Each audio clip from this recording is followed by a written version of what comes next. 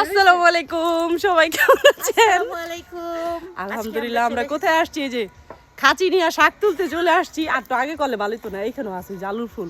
ভাই আমি মুন্সিগঞ্জের মানুষের জীবনে গোলালু গাছে ফুল, ও মা এই যে সামনেও আছে, আমি একটু ব্যাক ক্যামেরা দেখাই আগে। এটা এই যে আলু গাছে ফুল আমি প্রথম দেখলাম, আমি আর কখনো দেখি নাই গোলালু গাছে ফুল হয়। হায় আল্লাহ। সো আজকে হচ্ছে তরুণ ভাইয়ের গার্ডেনে চলে আসছি। আমি ভুলে গেছিলাম ভিডিও করতে, কিন্তু তরুণ ভাই মনে করাই দিছে। এই যে দেশি কৃষক, প্রবাসের মাটিতে দেশি কৃষক ভাই আজকে মনে করাই দিছে, আমি ভিডিও করতে ভুলে গেছিলাম। এই যে ভাইয়ের বাম্পার ফলন, মাশাআল্লাহ। দেখি কি কি, এই যে ভাইয়ের বাম্পার, এটা পেঁয়াজের ফলন। ওমা কি সুন্দর। এই যে ঝুঁকিনেও ধরছে, মাশাআল্লাহ। ছোট ছোট গাছে ঝুঁকিনে ধরছে, হাতেরই ভালো আছে।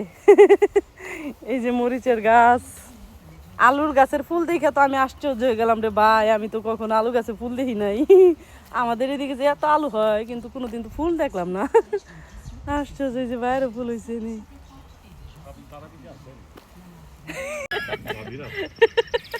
এই কারণেই তো কইলাম আমার দেখলে কইব কি কি ব্যাপার, এই যে তোমার গার্ডেনে যখন কাজ করতে সেই গেলে হারা বিয়ে ব্লক করতে কে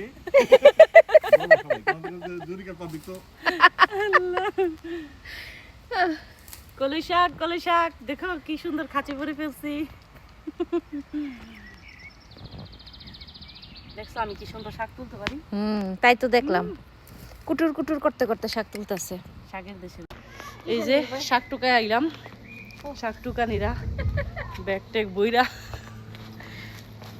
এই যে আর আমি এই যে এই ব্যাগ, এটা নাপা শাক আমি কখনো খাই নাই। কে কে খাইছেন কমেন্ট করে জানাইবেন কেমনে খামো, বুঝছেন? রেসিপিটা দিয়ে দিয়েন কমেন্ট বক্সে, ভালো মানুষের মতন রেসিপিটা দিয়ে দিয়েন কলম। এই যে এই লোকটা মনে হয় প্রচুর গাছ প্রেমী, দেখেন মানে পুরা বাসাটা একদম গাছে ঘিরা রইছে, মানে কি বলবো, পুরাই একদম ফাটাফাটি গাছ প্রেমী।